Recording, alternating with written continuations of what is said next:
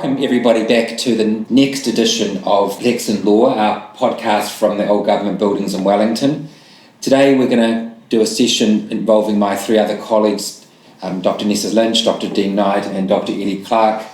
We're joining me, Jeff McClay, to discuss some current developments. We're going to talk at the end of the program about Borrowdale and the legality of the lockdown. We're also going to have a short interlude with Eddie, going to talk about case almost got a bit bypassed given all the other fuss that's going on, the appeal in the Moncrief Spittal case, the rather offensive Canadians who wanted to visit New Zealand and talk about their offensive views and were told that they couldn't do so in a public hall in Auckland. But first of all, we're going to start with Nessa, who has a long-term interest in facial recognition software and the legal implications of it, and is involved in a number of research projects about how we regulate or how we ought to regulate facial recognition software in New Zealand. And there's been a little bit in the news last week about Internal Affairs using facial recognition software, surprisingly enough, at the smart gates, when people can actually travel through the smart gates, that is, in terms of passport control. But Nessa wants to talk a little bit about a case from Wales, which has been recently decided by the English and Wales Court of Appeal, a case called Bridges. So what happens in Bridges, Nessa? Yeah, so the appellant, Mr. Bridges, who actually is a civil liberties advocate, so he is a resident of Cardiff in southern Wales. So South Wales Police overtly, so they weren't hiding this, tested a facial recognition system on a public street in Cardiff. So what it meant was that there was a van with a camera system in it, and the camera system was scanning the public street, and it had a facial recognition capability. So it was scanning the faces, and it would convert the data to a system which was also running a watch list prepared by the South Wales Police. So were there to be matches there, it would flag the human operator, who would then decide whether the police moved in on somebody or some other intervention. So Mr. Bridges became aware that he had been scanned on the street and later at a protest at a defence exhibition. So he took a judicial review case against South Wales Police, alleging that his right to private life derived from the European Convention on Human Rights and also incorporated into domestic United Kingdom law, that had been infringed, and that also the police had infringed data protection and equality legislation. So he wasn't successful at the divisional court, but he appealed to the Court of Appeal. So essentially the court found that the interference with his private life was unlawful because there were no guidelines for the police in the exercise of their discretion. So it was a very wide discretion. So just to confirm, this is the private life right in Article 8 of the European Convention on Human Rights, which is part of the UK law because of the Human Rights Act. Yeah, so it's incorporated into the domestic statute. So it's worth noting as well that has nothing to do with the European Union. So this is a common misconception, particularly amongst our law students. So it's a separate treaty.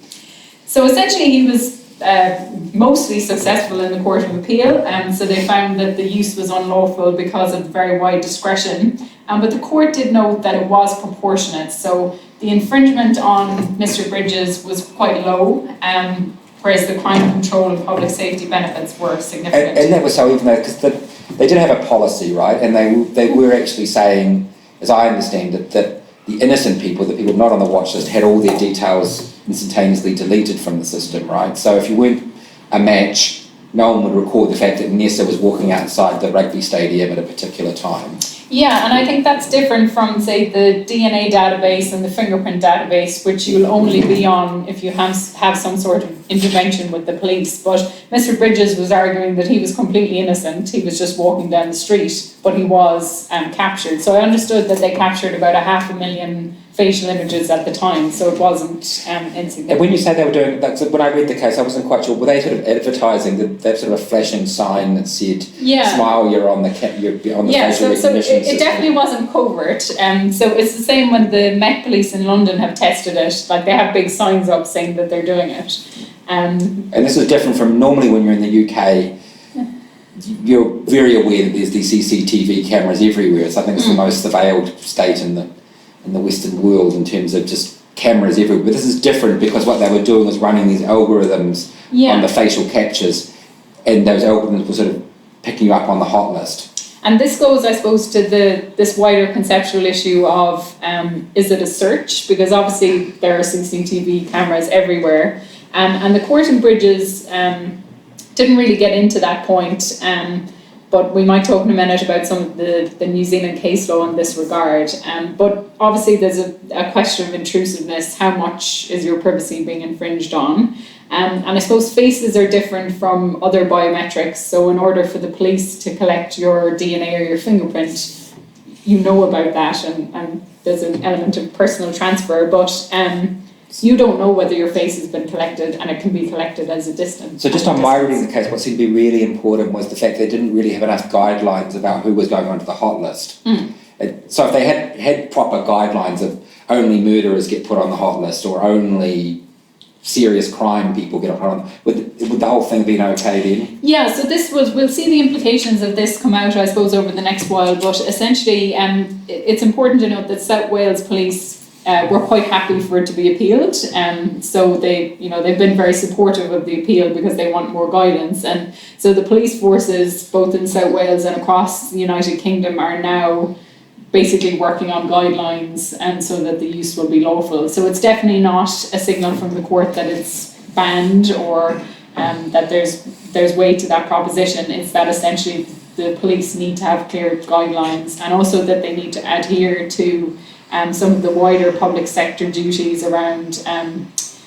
There was no evidence that they carried out a proper quality assessment, particularly around whether the software that was being used was biased on the grounds of race or sex. So basically, if they're to get decent guidelines, they will be operating. And then the last intriguing thing, before we get on to this one, with who these lambs were. These are the people that don't particularly show up on facial recognition, or they get recognised too much on facial recognition. There seem to be some people that just don't have particularly distinctive enough faces, and so they're at particular risk of being pinged on these facial recognition systems. Yeah, and it goes to, I was actually doing some reading yesterday on some of the cases around the admissibility of this type of evidence in court, and it is quite like the DNA fingerprinting in that it's not a definitive result. So an expert will have to give expert opinion evidence that this is a match, and it's not a definitive result. So those same issues around actual comparisons still. There's also quite an industry around clothing or masks that can shield you from facial recognition. There's things with various patterns or necklaces that you can wear that apparently fool the system. So and of course, just in the moment, you can wear masks not only to your heart's content, but you're being told by the government, in fact, to wear masks. But still, a lot of the F4 systems still work if they have a decent amount of My iPhone doesn't work. Each time I try and open it with the facial recognition, who are you? And that's what's your passcode in? But that's one of the ironies in this case, isn't it, Nessa? Because one of the concerns in all of this area has always been the state can do things by the fact it's so large and so big that it might be okay for someone. If I set up a camera outside the old government buildings, who cares? I'm not really going to be able to use that information very effectively. But the state, we always hypothesise, can do things to us. And that was a debate in the New Zealand context in the Hamid case, the case where the police had set up cameras in the Uraweras to catch people who were allegedly involved in terrorist activities in the Uraweras, who turned out weren't. But the whole concern, the Chief Justice's concern in that case, the former Chief Justice's concern in that case was very much that the state could do something with this information that private people couldn't do. The fact is the police setting up this camera is different from you or me setting up this camera just because it's the state. Whereas the irony in this case is that, in fact, anybody can do facial recognition now. It's just not that hard. Yeah, I mean, as it happens, I was doing some work on this project over the weekend, so I was actually looking up PB Tech and a couple of the other retailers, what can you actually buy in New Zealand? And apparently you can quite easily buy one of those doorbell cameras with facial recognition. So, and certainly when we did a public lecture here for our project, a couple of people piped up from the back of the audience to say they had been in places retailers where they were recognised because those people were running a facial recognition script. So it's quite cheap tech to buy. I mean, you can apparently get a surveillance camera with that capability for your house for around $300. So it's a good point, Jeff, that actually the private sector and indeed individual people are probably way ahead. So just to go back, why are we worried about the state doing this then, or the police doing this? Is there a big problem? Or should we ban everybody from doing this? Well, that indeed is the question that we're grappling with in our research project at the moment. I think it does go to those questions again of how can the state match these databases. So for instance, in New Zealand, we have an extremely high quality passport database. If the state had access to, or has access to that, but that if they could use it for facial recognition purposes, that would be very, very powerful. So I think at the moment, probably the police are just dabbling in it and they probably can't do much more than what a private citizen could do. So is that kind of the equivalent of if the police got hold of the Guthrie tests that are done on all the babies in New Zealand with their blood pricks? That basically they could get a complete database to match DNA against, which, as I understand it, we don't allow at the moment. Yeah, I mean, there's a limited memorandum of understanding, and I think it's really good actually that you mentioned DNA, because the Law Commission, I think, are pretty close to having their final report on the DNA regime, and I think there are a lot of synergies between that, whether we should have a more consistent approach to biometrics. Because I was actually on the Law Commission when that sort of started up, and the really interesting thing that folks on there was that the current law is all about enabling what would otherwise be very intrusive collection, but actually, and that's how we regulate DNA in New Zealand at the moment, really, isn't it? We make it very difficult for the police to actually collect it. No, I disagree with that, but I think actually there's quite a wide power comparatively internationally to compulsory acquired DNA here. So if the police have an intention to charge for an imprisonable offence, they can use reasonable force to take it from you, which is a pretty intrusive. But in fact, what's happened over the last few years, though, even given that, is that DNA you can get without being that intrusive now. So just like these facial recognition things, we need to figure out what we want to let the state do as well as let private people do. Yeah, I agree, and I think when the DNA report comes out and our report, and there's a couple of other things happening in this space, I think it's time for a bit of a more top-level conversation about those biometrics and whether other jurisdictions, for instance, in the UK, there's a biometrics commissioner who takes an overall view of that, and I think particularly around those questions of if a record is taken either through CCTV or DNA retention, who's auditing that that's actually been destroyed, because at the moment we don't have that. So just in terms of how a case like David Bridges would be run in New Zealand, say, because obviously we don't have Article 8, and there's a good argument that we should have something like Article 8 in our New Zealand Bill of Rights Act, but we don't. So how would this case be run in New Zealand? Is this just sort of an ideas case, or would it actually be a precedent case if the police were to set up this kind of surveillance down Lambton Quay or on Queen Street? Well, I think you're right. It'd be harder for somebody like Mr. Bridges in New Zealand to take a judicial review because we don't really have the Article 8. So I suspect if this was come to the courts, it would be through an admissibility, that the police gathered evidence through facial recognition and somebody was testing that. And I think we'd go back then to those cases of Hamid or Lorrigan, which was about night vision, whether it's a search, whether it's unreasonable, and whether it would fit Section 30 of the Evidence Act. But it would be hard, I mean, public law colleagues can chime in here if I have this wrong, but it would be hard for somebody to, like Mr. Bridges, who becomes aware that they've been scanned on Lambton Quay by the police, to take a judicial review directly on the basis of privacy. Or maybe it would, public law colleagues. That's shaking your heads. Yeah, but I don't think that's possible in New Zealand. Yeah, because still it remains, my understanding though, there's long term, so I've looked at those cases, the basic divide in New Zealand remains regulated search often needs to be trespassatory, it has to be involving a common law trespass, you're going onto someone's property. And so the cases we had tend to be, if you set up a camera looking into somebody's backyard, that may not in fact be a search because you're not breaking the close, as it were. And that always seemed to me really inadequate, and same way I think that, you know, when we brought in the Search and Surveillance Act, we still replicated that defence, that basically you're not breaking into somebody's property, always seemed to me that was almost beside the point in today's world. Breaking into somebody's property is not the only way you can effectively search them. Yeah, I think you're right, Jeff, that particularly things like there's a lot of US Supreme Court decisions on thermal imagery, which can be used far away from your house, but essentially to see some of what's happening inside, and the paradigm that you described doesn't really work for that.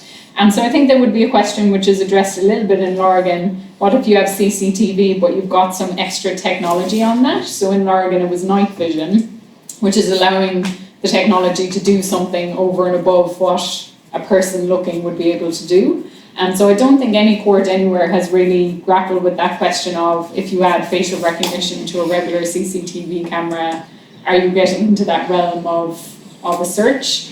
But we still go back to this thing that you've a very low expectation of privacy in a public space. But I think there is still that live question of, when we have technologies that can aggregate information gathered in a public space, does that get into then an intrusion? But we hope to address some of those questions in our report.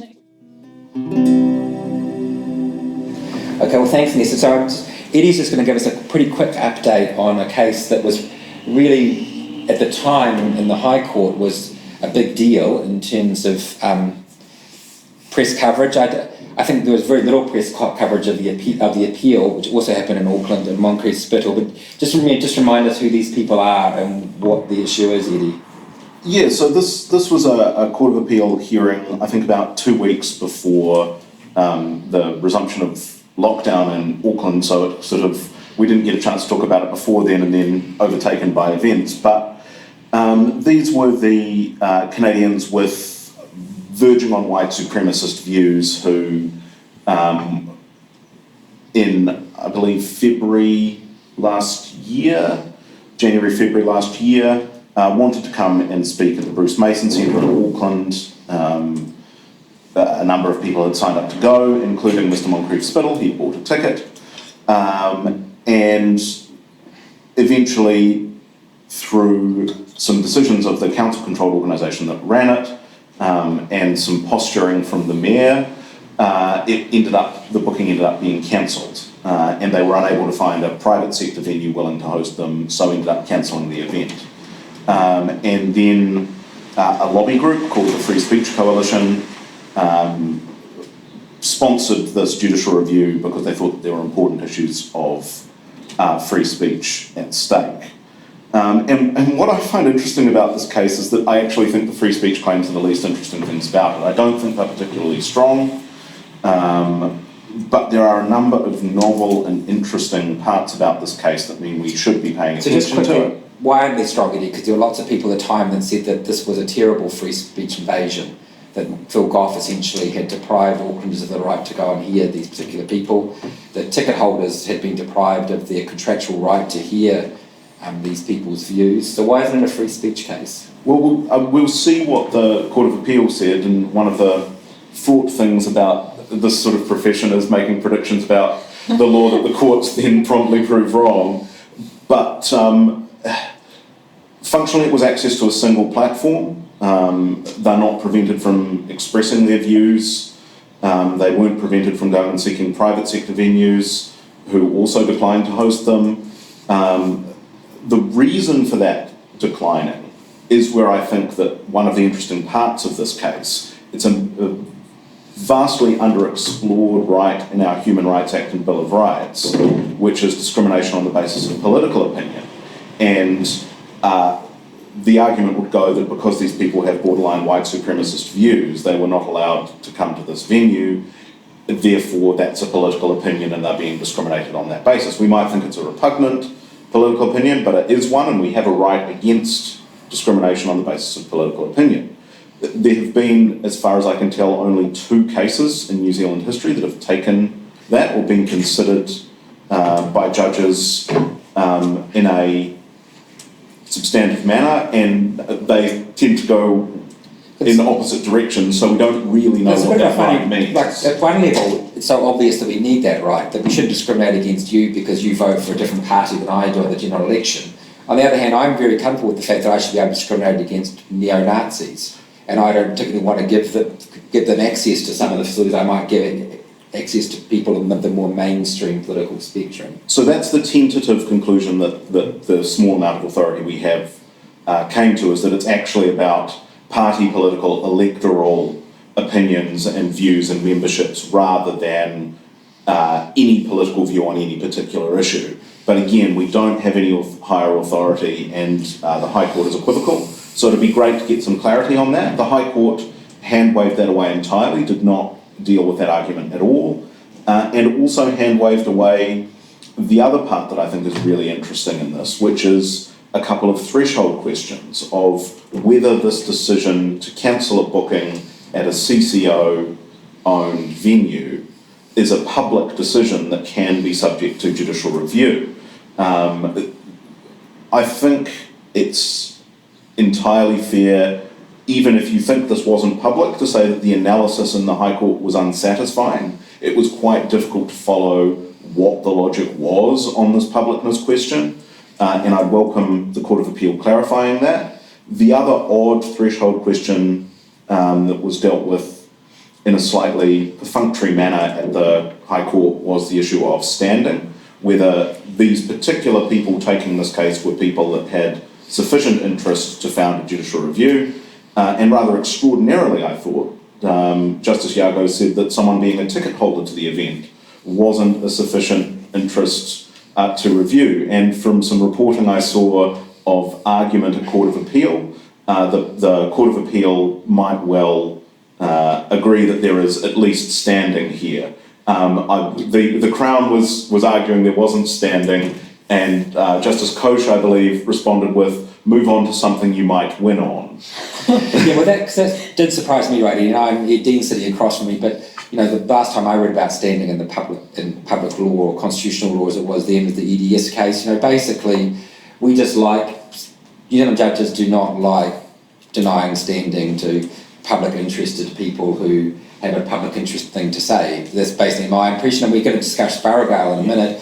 You could easily have said that case was a case full of issues that might have been raised about Mr. Borrowdale's standing in order to deal with some of the things he wanted to argue, but that was completely irrelevant in the case. So I just found that whole standing thing just weird. The guy, the named plaintiff in that case, has a ticket. He couldn't go and use the ticket because of the decision by the Bruce Mason Trust. Surely that's standing. Well, and not only that, the Bruce Mason Trust hides the fact he had a ticket to attend the town hall. This is the town hall. What is more public than, the town square, the town hall, where these sort of, demonstrations, debates and things have traditionally been held for decades and decades and decades. I should probably say centuries. It's being too polite. The publicness stuff is they've got to have a win on that, don't they? Yeah, and I think that's right. I was trying to be more even-handed Justice Yago than apparently you are feeling like being, but I think that they'll win on the publicness thing, but other than that unknown quantity of the discrimination on political opinion, I don't think that their substantive claims are particularly strong on the other grounds they plead. There were a couple of other grounds of judicial review, including unreasonableness, that I don't think they'll win on, but I think it's really important to get these issues addressed. Can I just say, I think as I read Justice Yago's, he adopted a very sort of a source, sort of a technical formal source sort of pathway of power to the body running the trust. Whereas I think with publicness, sometimes you just got to stand back from that and ask. And it's quite a normative question, asking, is it the activity which has the degree of publicness that demands public accountability? These people weren't asking you some third party's private person's lounge to express their, frankly, in my view, repugnant views. They were requesting to be using what is a public venue. Yeah. It's not even that great. There's an American case you get about shopping malls and all that stuff, private space, public square and a private space stuff. This is just public space. And the CCOs, people wanting council-controlled organisations, are sort of the local body equivalent of the state-owned enterprise or a sort of independent Crown entity or something along those lines. Yeah. And the other sort of point, which is zoomed out away from the case itself, that I just think is worth flagging because this has become an issue in the UK, it hasn't yet here, but this case was crowdfunded. They took donations on, I think, I could give a little or GoFundMe or something like that, to at least fund the High Court challenge. And this is becoming very common in the UK, to the point that people are worrying about old-fashioned things like funding cases against people you dislike. That used to be a talk. But was that barratry or maintenance? Champity and maintenance. Yeah. So this sort of thing is going on. It was a feature here, and I think that's an interesting thing to keep an eye on. We should see a decision, I think, in a few weeks or a couple of months from the Court of Appeal on this, and particularly on those publicness questions and the non-discrimination question. So something that happened this last week that we didn't think was going to happen for quite a few weeks was that the Borrowdale decision was released by the High Court in what was, I thought, just extraordinarily quick time. We've got to summarise, first of all, before we discuss that, what actually Borrowdale decided. Now, there are 293 paragraphs in Borrowdale, so we can't do a fair job on summarising everything, but Dean is going to have the first crack, and he might get some heckles from I'm not sure I am, because I haven't slept since 4 p.m. on Wednesday when it came out, because I haven't been able to work out who won, because I've read the headlines, and you've got one headline saying the government unlawfully detained a team of 5 million for 9 days, so Borrowdale won, or the government's health orders isolating everybody to their household bubbles was lawful and justified. And for the life of me, I'm not sure how we characterise sort of even the outcome of this case in terms of the victory. I suspect it's a bit of both, but I'm certain that the government will be a little bit relieved. And I sort of come at it from the question of that the heart of the lockdown was ruled to have sufficient legal underpinning. So those emergency health orders issued by the Director General to combat infectious disease under Section 70 of the Health Act, that power should be read broadly or on its natural terms in the light of its emergency purpose, and was ruled to be broad enough to allow the Director General to close the premises to isolate everybody in the country to their household bubbles, regardless of whether they're infected or not. Because it's an emergency power. It needed to be dealing with unknown situations and needed to be sufficiently broad. So importantly, the closure of the premises. It just interrupt there. The more technical arguments based on the language used by those sections was really just swept away, both in the hearing as we discussed, Dean, but also in the judgment. Yeah. There's very little space in those 293 paragraphs about whether persons can mean all people. Yeah, and remember, that was the original complaint of Borrowdale and how the case was originally filed, and what the debate about legal advice from the attorney and the Attorney General's Facebook Live explaining the underpinnings was all about, because that was very much the heart of the lockdown that applied at least for the premises in the first 9 days, and then for the balance of the 7 weeks, so most of the 7 weeks for premises and households. What the court then did go on to rule is to say that the first 9 days was, well, I say messy, I think they meant also unlawful. And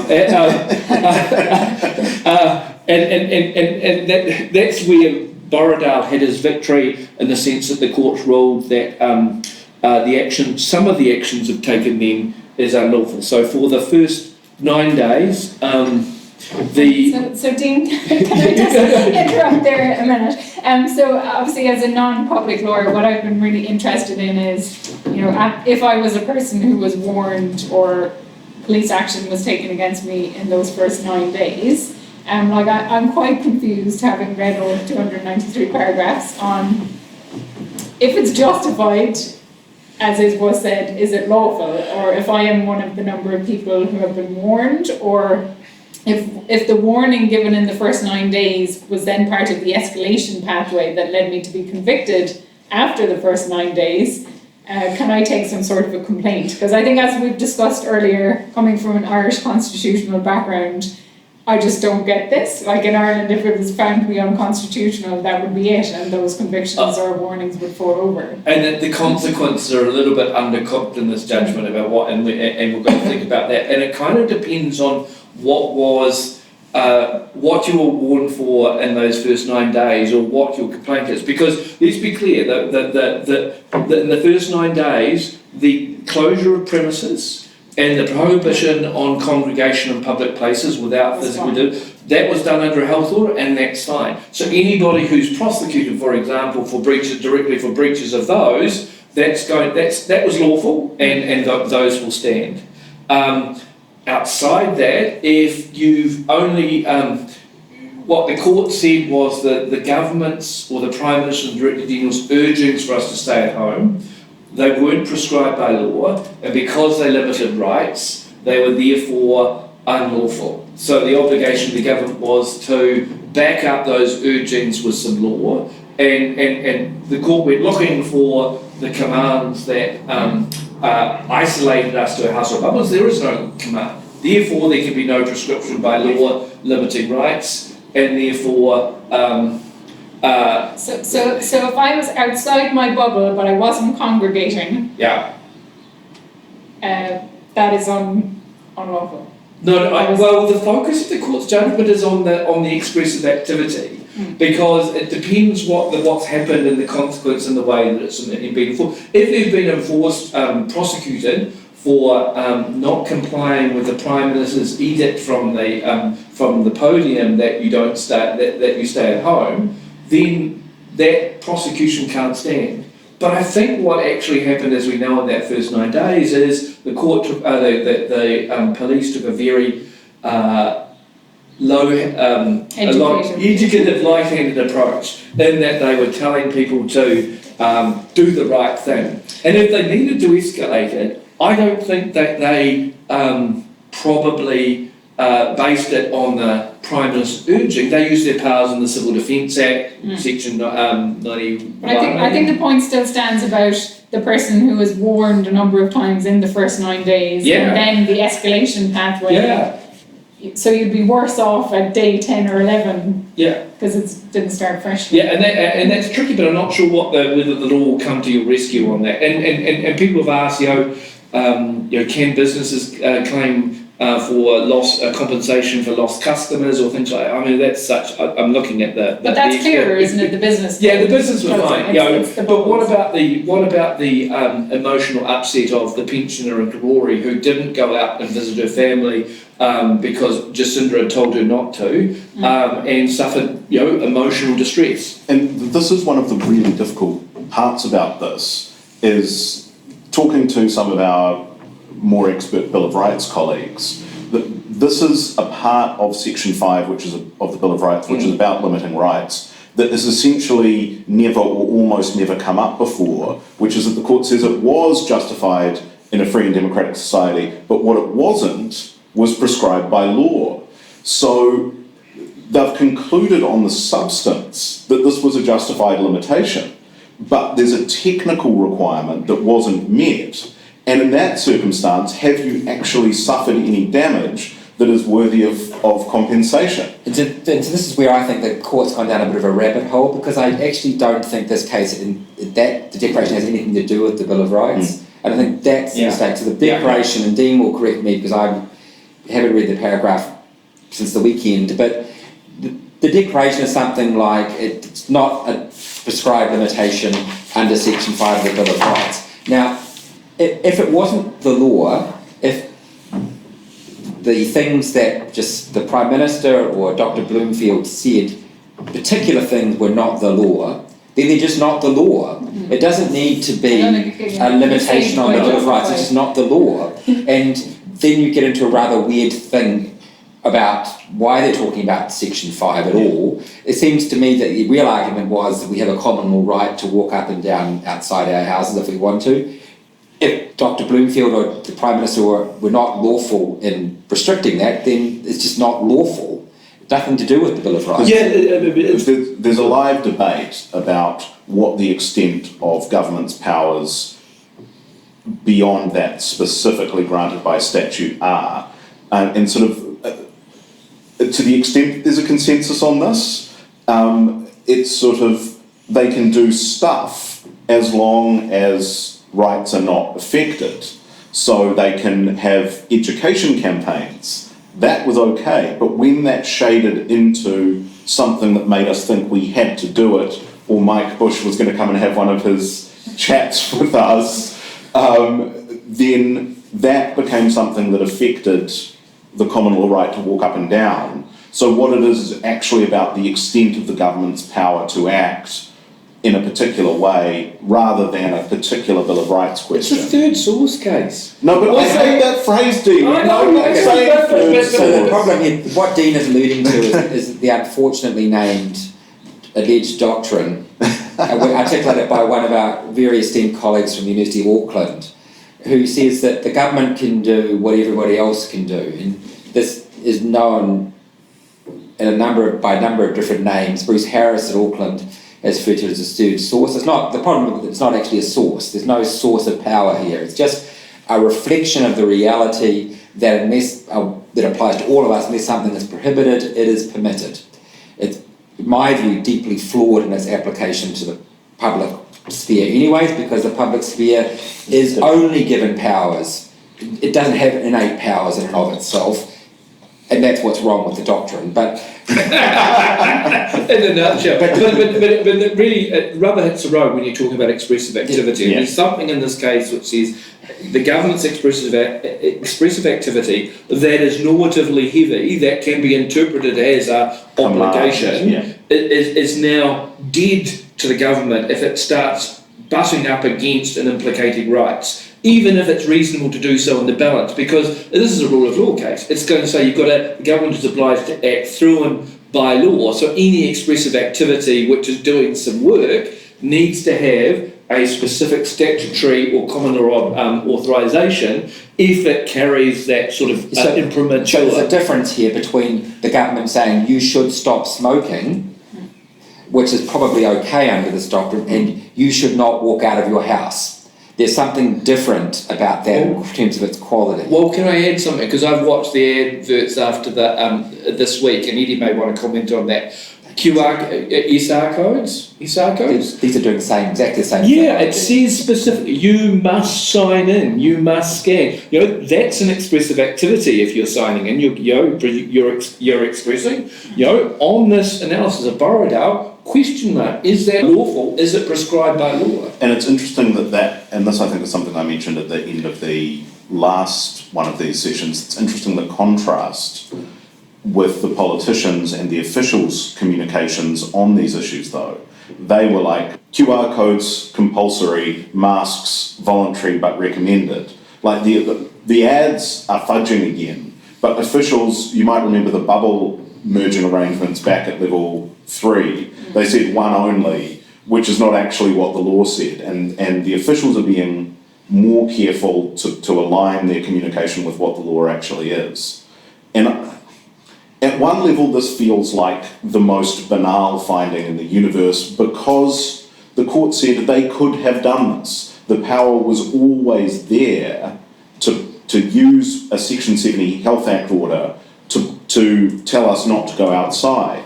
But that's also why it's important and why I think Borrowdale has done us a favour taking this case. Because in this case, the court accepts, and I think everybody, including Andrew Borrowdale, accepts that there was an emergency and the government was acting in good faith to respond to it in a way that was reasonable. But there could be a future government which says, there's an emergency, it's a general strike. We're going to, from a press conference, order the police to arrest these people for exercising their right to freely assemble and protest.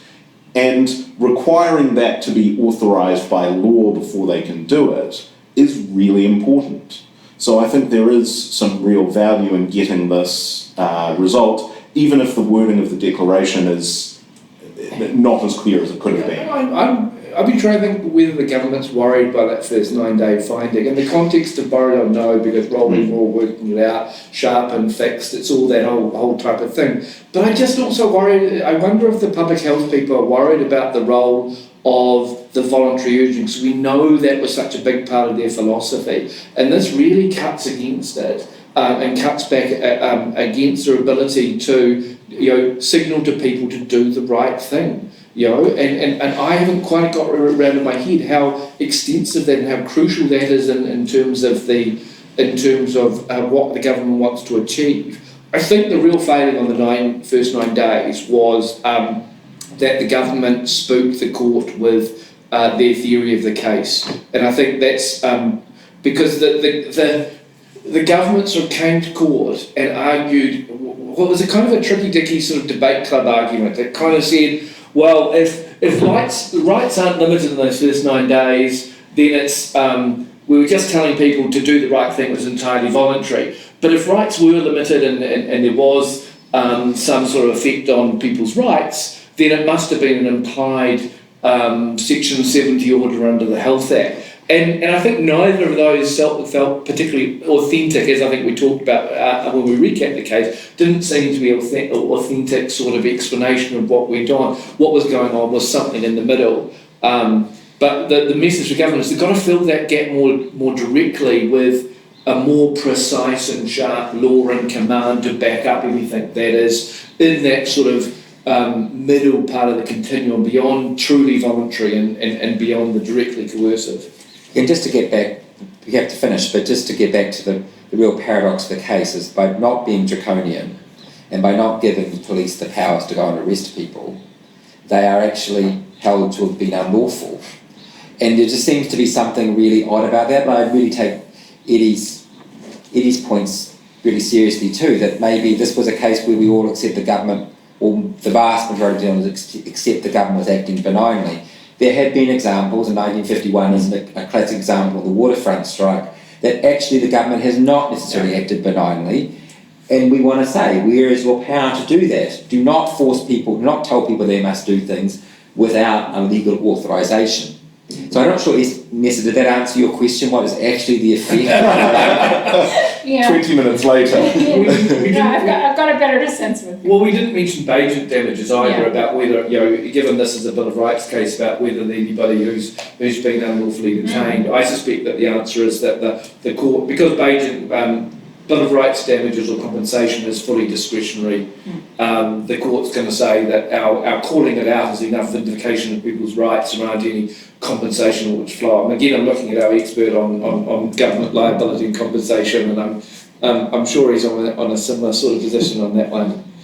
And I think we did have a good discussion back in our original YouTube series over lockdown around the fact that I think those terms, police warnings, were being thrown about quite a bit, but it's not a criminal record, but it is a record on the police computer that you have done something. And I think to really test Nessa's point would have been if there had been different plaintiffs in this case, or the case had come through a different procedural mechanism. So take on Eddie's point that Andrew Borrowdale has done a great thing in taking this case. I don't think anybody should decry that. I think he's done an excellent job, and the case was conducted in the best possible traditions on both sides in terms of actually trying to get the system working. But the problem was that he ultimately wasn't the right plaintiff in this case. In some respects, he wasn't somebody who had received one of those warnings. He wasn't someone who had been subsequently convicted of something.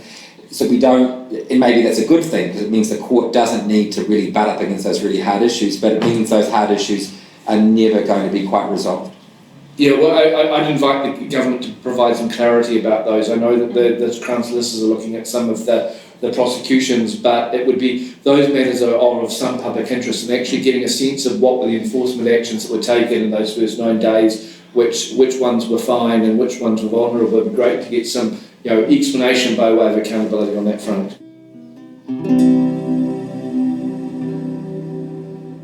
Just to finish off, because we're just recording on Monday.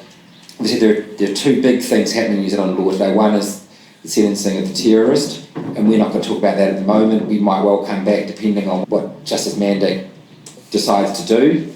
But just very quickly, Eddie, you were going to just talk about the other thing that's happening today.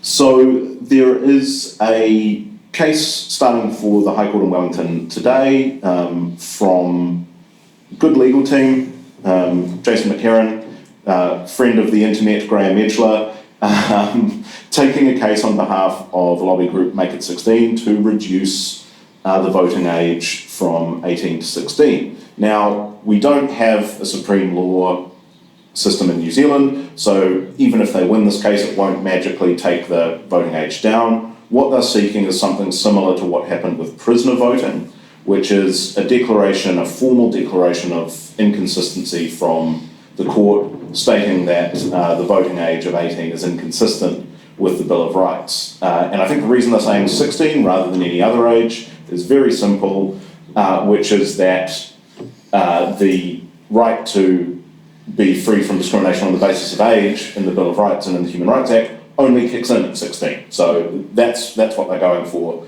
And I think Nessa, who thinks a lot about this sort of stuff in terms of criminal responsibility, had some thoughts as well. Yeah, it's worth, I think, flagging that there's probably a real push-pull at the moment in relation to this kind of age and maturity in human rights, because definitely in criminal justice, and obviously Judge Beecroft, the Children's Commissioner, has a note out today calling for the age of criminal responsibility to be raised, and we're also seeing calls for the age of penal majority to be raised into the early 20s, and that's basically on the same idea of maturity, but a very different brand of it, saying, you know, people's brains aren't developed until their early 20s, they don't make the best decisions, and so it's a really interesting balance. So I've actually got one of my children's rights students looking at that, and so it's a really interesting one. Obviously, I think we can distinguish them on the basis of hot processing, cold processing, different types of decisions, different types of implications, but it's a really interesting cognitive dissonance in a sense.